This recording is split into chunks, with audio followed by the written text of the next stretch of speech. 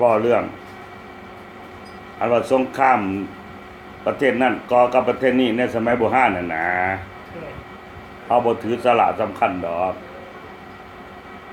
โดยเฉพาะระหว่างหัวเมืองกับหัวเมืองเนี่ยเช่นอาณาจักรมหาอาณาจักรใหญ่ๆเนี่ยในสมัยนั้นของลาวเนี่ยอยู่ในภาคพื้นอาซีนี่มันจะมีทางตะวันออกมันจะมีดายเวียดจามปาทางใต้พุ่นก็นั่นมันกินละพวกกินละหรือว่าพวกเขมรโบราณน่ะเขมรนี่กับจามปาเนี่ยมันก็มักตีกันอยู่หั่นล่ะจะมาตีกับลาวในประวัติศาสตร์มันก็น้อยนักโดยเฉพาะในช่วงระยะประวัติศาสตร์600 ปีนี่เขมรตีกับลาวไม่น้อยหลายในสงครามประวัติศาสตร์ลาวกับไทยเนี่ยก็มีแต่ว่าแห้งสุดมันก็ครั้งสุดท้ายนี้ล้านหน้ากับล้านสร้างแห้งเลยแห้งบ่กล่าวถึงแต่ว่ามันมีนักลาวก็ดีพระสยามก็ดีนี่มันก็มีพม่านี้จนสุดท้ายรู้สึกว่าจะแห้งประวัติศาสตร์จะกล่าวถึงหลายแต่ว่าในสงครามแต่ละมหาอาณาจักรของล้านสร้างเขาเนี่ยเป็นมหาอาณาจักรคือกันใหญ่กว่าเอาใน2ฝั่งแม่น้ำของกว่าเพราะล้านหน้าแต่ละหน้าเนี่ยมักเขาจะสังเกตเห็นว่าเมืองของคนลาวเนี่ยมักจะเป็นเมืองคูนครลุ่งมันก็มักนครป่าโลดน้องแสแพ้มันก็อาณาจักรน้องแสมันก็มีเล่าง่ายเพ่ง่ายโลดเสียงตุงมันก็มักเสียงหุงโลดเสียงใหม่มันก็เสียงท่องโลดล้านหน้ามันก็ล้านสร้างโลดมันคู่กันจังซั่นเห็นมาจากล้านสร้างครั้งที่2ก็มันเสียงก็เอิ้นว่าเสียงท่องกับเสียงขวางโลดดีกว่ามันคู่กันนะมักจะเป็นคู่อาณาจักรของชาติลาวนี่อาณาจักรที่มันมีความเข้มแข็งมักจะมีคู่แล้วเมืองที่มีคู่กันจังซั่นจะมีเมืองลูกหลวงเข้าไปอีกจะกลายเป็นเมืองเอกคือเมืองเชียงทองเนี่ยเป็นเมืองเอกเมืองเชียงขวางอาจจะเป็นเมืองโทเวียงจันทน์เป็นเมืองโทเชียงทองเป็นโรงพยาบาลหมดมานี่ บัดมาตกมาสมัยมาฮอดบัดในเมืองเชียงทองนี้ก็มีเมืองลูกหลวงของเขาไปอีกจะเป็นเมืองแสนเมืองแสนเมืองหมื่นเมืองสังกะว่าไปบัดในเวียงจันทน์ก็จะมีเมืองอ้อมข้างของเขาไปเป็นลักษณะความเป็นเมืองลักษณะความเป็นเมืองซะกาปาลีเฉพาะชนเด้อที่เว้าตัวนี้มันจดก่อนบ่ดีก่อนมาก็พอดีปุ๊บฟังไปเลยบอกฟังบ่เข้าใจกันแล้วแต่ผู้เขาถามนี่ต้องตั้งความเข้าใจให้แจ้งเด้ออยากถามหยังก็ถามนี่เห็นบ่ล่ะฉะนั้นการตีกันมันตีกันเป็นประเภทนี้หรอกในสมัยนั้นแต่กี้มันมีเมืองหัวเสียงเมืองหัวเสียงนี่เป็นเมืองเด้หัวเสียงก็เป็นเมืองหัวเสียงปัจจุบันบ้านเฮากรรมประวัติศาสตร์มันได้บางส่วนมันจะไล่เลี่ยงทั้งหมดก็บ่ได้แต่เมืองหัวเสียงนี่คือเมืองนึงเมืองสัพพนะเมืองพญานี่ก็เมืองนึงเข้าใจบ่มันก็ไล่ขึ้นไปจนไปฮอดเมืองไผ่หนามเมืองเวียงค่ำพุ่นน่ะเมืองมันเกินพุ่นน่ะมันก็เป็นเมืองนึงข้ามไปฟังก็สีเชียงใหม่พันพร้าวเข้าไปแซ่เมืองหลาน้องค่ายเมืองอื่นๆพันเรื่องอีสังนิ้วพันหลอกพันล่ำพันกะว่าไปลงจนไปฮอดเมืองปากเงิมปากกระดอกกระดิ่งพุ่นแหละสุดเขตเวียงจันทน์วัดปากกระดิ่งเด้ใต้ปากกระดิ่งไปจะเป็นเมืองสีโคตรถ้าเหนือเพิ่นก็เชียงคานเหนือเชียงคานขึ้นไปก็แม่นขึ้นกับเมืองหลวงไปอีกนะที่เวียงจันทน์นี่ฮอดกองปากกระดิ่งเนาะจังแม่นแล้วก็ลงไปใต้ไปฮอด100 เอ็ดพุ่นไหนเนี่ยเวียงจันทน์นี่ขึ้นไปฮอด100 เอ็ดขึ้นไปฮอดราชสีมาปากซองพุ่นเด้แต่ว่าเมืองตัวนั้นมันใกล้มันใกล้อาณาจักรใหญ่เส้นอาณาจักรอยุธยาอาจจะเสียสวยทั้งสองสมัยตะกี้มันเกิดการเสียสวยทีนี้มันว่าเรื่องสงครามเนี่ย มันเลิกหน้าแล้วมันก็เกณฑ์พ้นโลด อ๋อ ทหารบ่ได้อยู่กองทัพเกณฑ์พ้นคือกระตักกันโดดแหละตีกันโดดแหละระหว่างเมืองน้อยกับเมืองน้อยหันตีกัน หรือว่าร่วมหลายหัวเมืองตีกันตีเพื่อหยังอ่ะฝึกทหารดังที่กล่าวแล้วบ่ฝึกจะได้ทหารบ่ได้อยู่กองทัพดิก็ต้องได้ซบกันอย่างนั้นบัดหาเกิดสงครามใหญ่ระหว่างหัวเมืองใหญ่กับเมืองใหญ่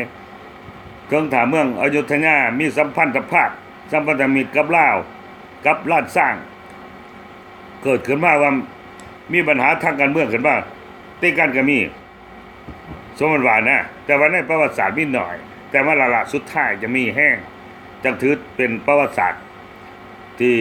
ที่เขาถือจุดสุดท้ายเนี่ยมันเป็นประวัติศาสตร์ที่มีการเพิ่นมา สร้างซากเขาเอิ้นสงครามสร้างซากสงครามแย่งคนสงครามนั้นขึ้นมาแล้วบัดนี้มันก็เป็นแบบสงครามยุโรปแต่สงครามอาซีตะกี้เนี่ยมันไม่ตีกันซื่อๆน่ะเอาอำนาจตีเอาอำนาจบัดนี้อยู่ไปพม่าฮู้ตัวเองว่ามีความเข้มแข็งมีข่าวว่าเมืองเพิ่นอื่นอ่อนหลายก็ยกสงครามใส่กันโลดตีกันถ้าตีโฆษณาเจ้าในสมัยนั้นก็บ่เอาหยังหรอกเอาแต่หมายความว่า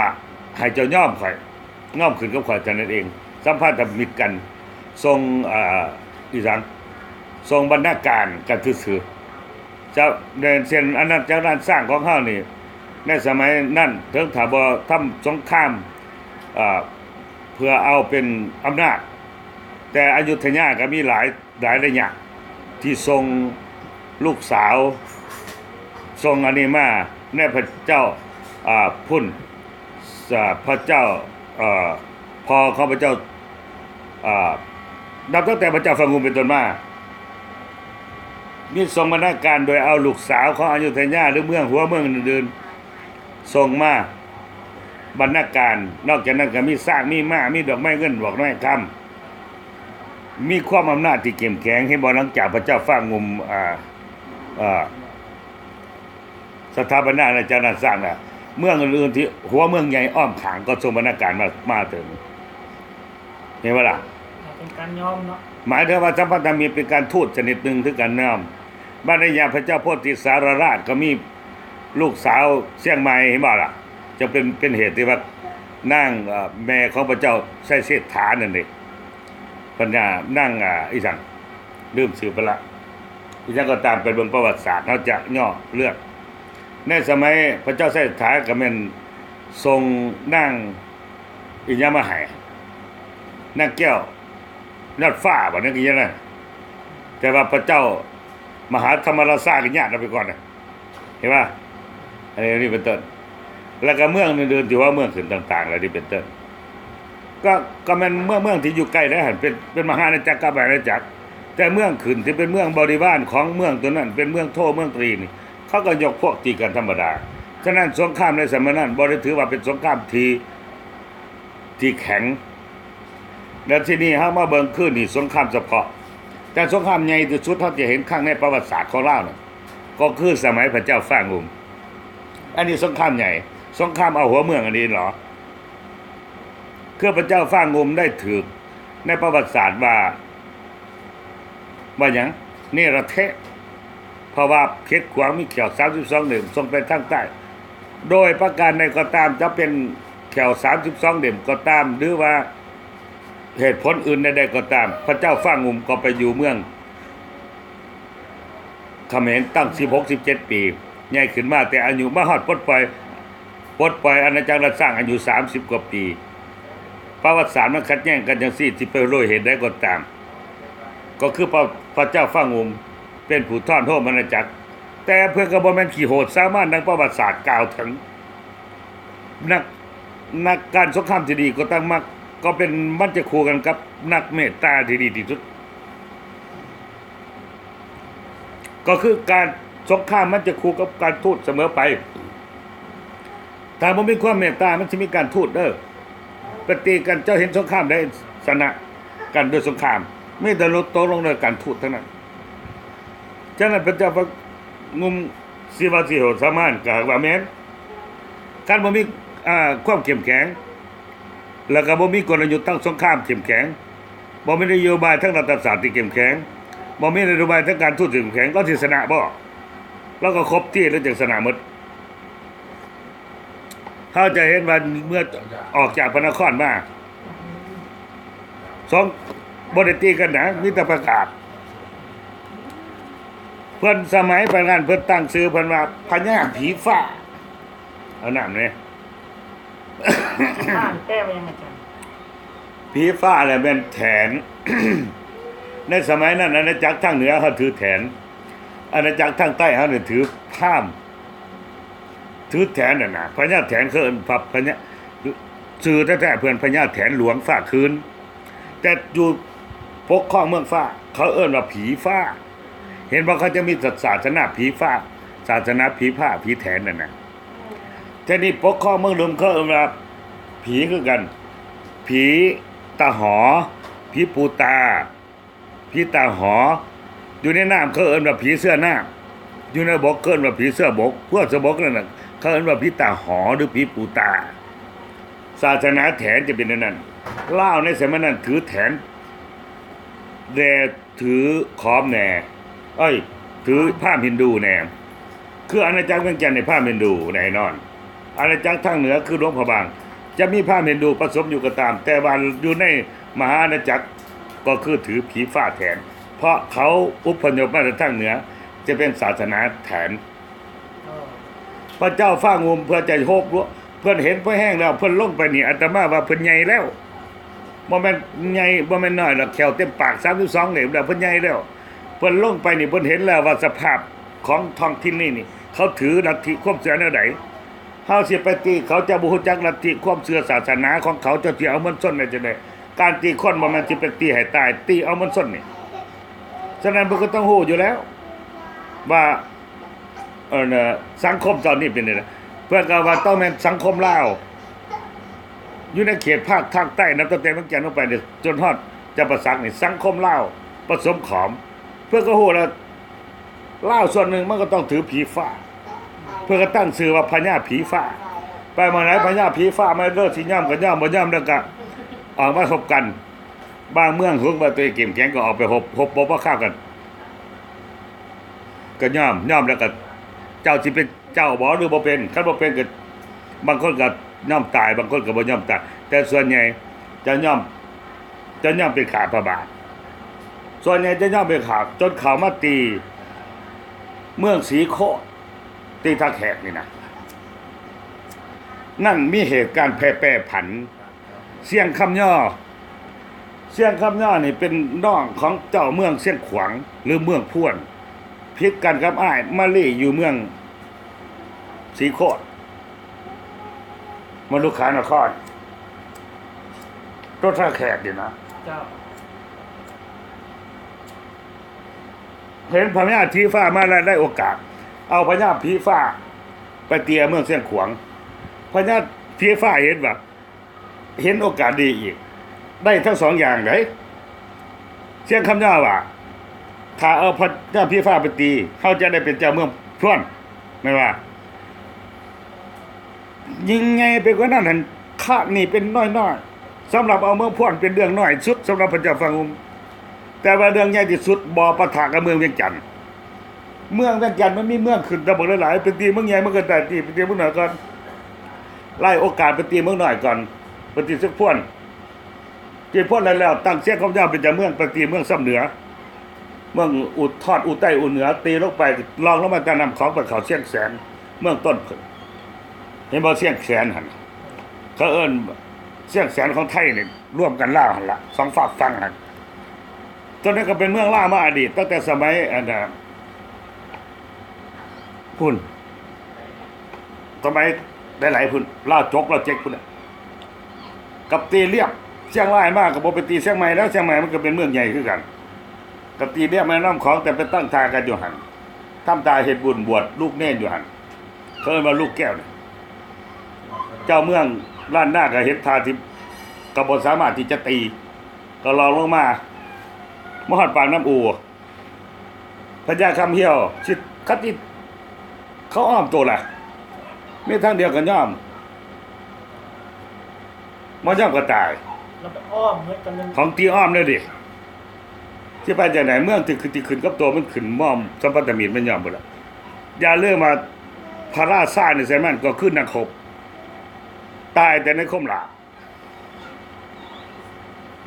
วันนี้สิมาเสียเปรียบให้หลานความจริงมันก็บ่ได้ผิดกันหรอกแต่ว่าระบบการเมืองมันเป็นจังซั่นขันย่อมอยากอยู่กับก็คือเป็นย่อมน้อยกว่าหมู่มันสิเป็นน้อยจังได๋ก็คือเสวยงวนตายก็ไปเชิญเอาพระเจ้าฝางงุมมาสถานะราชเชียงทองขึ้นเป็นมหาอาณาจักรล้านสร้างได้โอกาสตกออกใหม่มาแล้วรวบพ้นภัยพ้นได้ใหม่ก็รวบพ้นภัยพ้นใหม่ก็ลงมาตีเมืองจันทบุรีตอนนั้นชื่อว่าจันทบุรีเวียงจันทน์มีพญาเสียงมุ่งอยู่อย่าลืมว่าคำว่าเสียงนี่เป็นลาวทั้งนั้นอะที่ขึ้นว่าพญาก็ตามสิพระเจ้าก็ตามพระเจ้าเสียงมุ่งพระเจ้าก็ตามคำชื่อว่าเสียงพญาทั้งนั้นเจ้าเมืองมุ่งภาษาว่าอ่ะ แต่ภาษา บวชเนาะอาจารย์เนาะเสียงนี่ เสียงแปลว่าเมืองแหละเกิดมันก็มีตีความหมายหลายๆคำมันจะตีคำเดียวจะตีทั้งรัฐศาสตร์หรือตีทั้งอะไรตีความหมายมันก็มีภาษาตีความหมายในภาษาเห็นว่าตัวเสียกเห็นว่าอันนี้เราจะเป็นตีความหมายเดียวบ่ได้มันก็มีตีได้ความหมายหลายความหมายศัพท์อีกอย่างศัพท์รัฐศาสตร์บ่รัฐสังคมศาสตร์บ่รัฐศัพท์การแพทย์บ่จะกับไปตีเอาตีคันมันมีเนี่ยเข้าใจบ่ที่นี่คำว่าเสียงนี่เป็นเจ้าเมืองสิซื้อเมืองก็ตามเสียงเวียงเมืองนี่เป็นศึกเป็นลาวหมดคันนครอันนี้จะเป็นนครนี่ถ้าราชธานีต่างๆนี่มักจะเป็นลาวคือกันแต่ว่าก่อนนั้นมันเคยเป็นขอมมาก่อนเส้นนครจันทบุรีเนี่ยเคยเป็นขอมมาก่อนเพิ่นจะมีชื่อว่าจันทบุรีแต่ว่าลาวมาแล้วเอิ้นว่าเวียงจันทน์ มีเสียงเอียงอีก มีเวียงแล้วเวียงค่ำอ่ะเวียงเสียงเมืองนี่มันลาวกันยังว่าบัดนี้ก็เลยมา ก็มาสถาปนามายึดเอาเวียงจันทน์พญาเชียงมุ่งก็ยอมก็บ่ได้ตีกันยอมโลดเขาก็อัดตัวเด้อดิเขาตีอ้อมตัวเด้อดิ มีทางออก มันสิมีทางออกอยู่เลยแล้วก็ลงไปตีภาคใต้ตีข้ามของไปตีภาคใต้จนไปฮอดปากน้ำสักประกาศให้อยุธยามาตีในสมัยพนันพระเจ้าอู่ทองขึ้นครองราชย์อยุธยาเล่นแต่3 ปี1350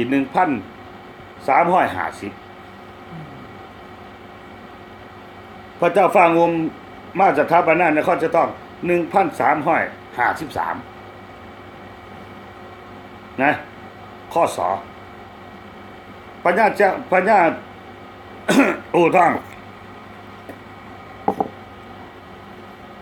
บ่ตบพบประกาศว่าเป็นพี่เป็นน้องกันปันแดนแต่ลงพญาไฟไปฮอดเขา3 ฟอเขาเมื่ออีสังเขา3 เสาพูด3 เสาเมืองพญาผอพญาไหลพุ่นนี่ว่าในประวัติศาสตร์เบิ่งเอา เห็นปะ ก็มาตีเพื่อบ่ได้ไปฆ่าคนนะมีแต่เขายอมทั้งนั้นบอกว่าผีฟ้าคนที่เป็นเสื้อซาล่าเนี่ยเขานับถือผีฟ้าอยู่แล้วพญาผีฟ้าก็พอดีก็คือมาเป็นเจ้าเป็นแถนบาดเพื่อไปอยู่เมื่อเพิ่งขึ้นข้อมหาอาณาจักรแล้ว ก็คือเป็นเจ้าใหญ่เกกลัวม่วงทั้งมวลแล้วเพื่อนจะสาธารณะสถาปนาชื่อเพิ่นว่าพระบาทสมเด็จพระเจ้าฟ้างุมมหาราชพระบาทสมเด็จพระเจ้าเลิศลาธรณีฟ้างุมมหาราชนี่ซับเต็มๆกันต้องใส่ว่าพระบาทสมเด็จพระเจ้าฟ้างุมต้องใส่พระบาทด้วยขั้นบ่ใส่พระบาทมันจะบ่เหนือเมืองทั้งเมืองเพราะเมืองทั้งเมืองเป็นพญาซื่อๆเป็นเจ้าซื่อๆมีอำนาจเป็นมหากษัตริย์แต่พระกษัตริย์เมืองน้อยเป็นเจ้าจังนั้นเป็นพญาจังนั้นแต่เบื้องใหญ่ต้องเป็นพระบาทสมเด็จพระเจ้ามหาฟ้างุมนี่เป็นน้ำเพิ่นมหาราชผีฟ้าในการค้ำเสริมพระนามเพิ่นที่เป็นลูกฟ้าลูกแถนสิเพิ่นพญาฟ้างุมเลยมันก็บ่ได้พระเจ้าใช้เศรษฐามหาราชเศรษฐายังบ่ได้ต้องเติมมหาราชอีกเพราะเพิ่นครองเมืองต้อง3 เมืองต้องใช้คำว่ามหาราชฉะนั้นจะเป็นพญาเศรษฐาเลยมันก็บ่ได้อีกเฮาต้องเอาประวัติศาสตร์ของยกนั่นคือการเราประวัติศาสตร์ก็ดีเขียนประวัติศาสตร์ก็ดีเนี่ยก็คือเอาโตเขานี่ยกไปใช้สมัยนั้นโดด สังคมวัฒนธรรมเศรษฐกิจการเมืองในสมัยนั้นโลดถ้าเอาประวัติศาสตร์ตัวนั้นมานั่งอยู่ในนี่แล้วเอาประวัติศาสตร์ปัจจุบันไปเขียนเสร็จประวัติศาสตร์นั้นบ่แม่นของจริงแม่นสิเขียนถูกต้องก็บ่แม่นของจริงเข้าใจบ่ก็คือโตของเฮานี่รับหลังบนกลับหลังบนหน้าคือเอิ้นว่าอีสัง กลับไปอยู่ในเหตุการณ์ตอน กลับไปอยู่ในเกณฑ์นั้นทะลุมิติไปพุ่นแหละเน้อเมื่อสรุปแล้วสงครามใหญ่ที่สุดของลาวทอนโฮมซากครั้งที่หนึ่งก็คือสมัยพระเจ้าฟางุมสงครามใหญ่ที่สุดที่เสียเอกราชของลาวก็คือสมัยพระเจ้าอนุวงศ์ครั้งสุดท้ายในปีคศ1779สิสงครามใหญ่เดือนนั้นเป็นสงครามน้อยๆสงครามที่บ่ถือเป็นกษัตริย์เมืองน้อยตีกับเมืองใหญ่เช่นว่าเมืองเวียงจันทน์ไปตีอันนั้นสาเกียรติงอกเกียรติโก้งอันนี้ก็เป็นเรื่องน้อยๆเป็นสงครามการเมืองน้อยๆผลประโยชน์หลายบ้างผลประโยชน์ก็คืออะไรเช่นพระเจ้าฝ่างุมเช่นพระเจ้าอนุวงศ์เปิดทรงพระเจ้าราชวงศ์ไปตีสาเกียรติโก้งก็เพื่อทั้งการเมืองเพื่อให้สยามมอบอำนาจอาณาจักรให้แก่พระเจ้าราชวงศ์ไปขึ้นครองละราชบัณฑิตอาณาจักรประสาทมันเป็นเรื่องน้อยๆบ่ต้องถือเอามาเป็นผูกพันในสังคมในสงครามที่ใหญ่สุดสงครามใหญ่สุดก็คือสงครามที่พระเจ้าฝ่างุมถอนโฮมอาณาจักรราชสร้าง1353สงครามที่ใหญ่ที่สุดเสียที่สุดก็คือสงครามในสมัยพระเจ้าอนุวงศ์1779ต้องใส่คำว่าลาวนี่ต้องใส่คำว่าพระเจ้าอนุวงศ์เด้แต่ไทยเขาจะใส่ว่าเจ้าเพราะเขาคมน้ำจะลงเลยถ้าลาวเองต้องใส่ว่าพระเจ้าอนุวงศ์มหาราชพัดอยากเว้าน้ำก็มีสื่อเพิ่นในหลักฐานหน้าสิมบัตรศรีสะเกษนั่นอยากเว้ายาวสุดก็ไปเอาตามครับประวัติศาสตร์วัฒนธรรมทั้งด้านปกครองของลาวมีจัดแจงเฮาต้องได้เฮ็ดจังซั่นเฮาสิเป็นว่าเจ้านั่นเจ้านี่เลยบ่ได้เฮาทำลายศาสตร์เฮาโดยต่อแจกโดยเอาภาษาไปทำลายศาสตร์เอาความง่ายไปทำลายศาสตร์บ่เป็นเนาะอันนี้ถามมาก็ตอบไปบัดนี้อย่าว่าได้เท่านั้นแหละเน้อ